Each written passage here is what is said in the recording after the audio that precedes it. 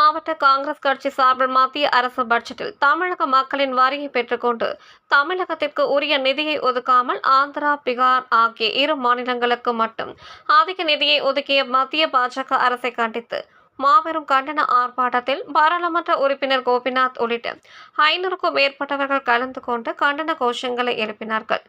தமிழகத்தை தொடர்ந்து புறக்கணித்து வரும் மத்திய பாஜக அரசை கண்டித்து கிருஷ்ணகிரி மாவட்ட காங்கிரஸ் கட்சி சார்பாக மாபெரும் கண்டன ஆர்ப்பாட்டம் நடைபெற்றது. கிருஷ்ணகிரி பாராளுமன்ற உறுப்பினர் கோபிநாத் தலைமையில் நடைபெற்ற இந்த கண்டன ஆர்ப்பாட்டத்திற்கு மாவட்ட துணைத் தலைவர் தளபதி ரெகமத்துல்லா வரவேற்புரையாற்றினார்.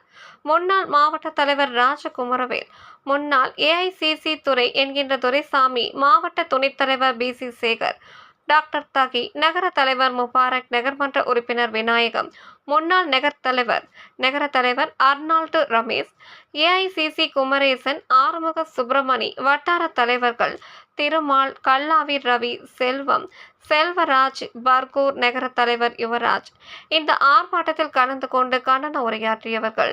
மேலும் மாநில பொதுச் செயலாளர் ஏகாம்பவாணன், முன்னாள் மாவட்ட தலைவர் ஜேசு துரைராஜ், முன்னாள் மாவட்ட தலைவர்கள் அகா கிருஷ்ணமூர்த்தி, நாராயணமூர்த்தி, டாக்டர் அமானுல்லா, ராஜேந்திர வர்மா, நீலகண்டன், ராமச்சந்திரன், சாதிகான், ஜாவித்கான், மகிழா தலைவி ராஜாமணி, சக்கரவர்த்தி, நாகராஜன், குட்டி, விஜயராஜ், கமலக்கண்ணன், சரவணன் கலந்து கொண்டோர்.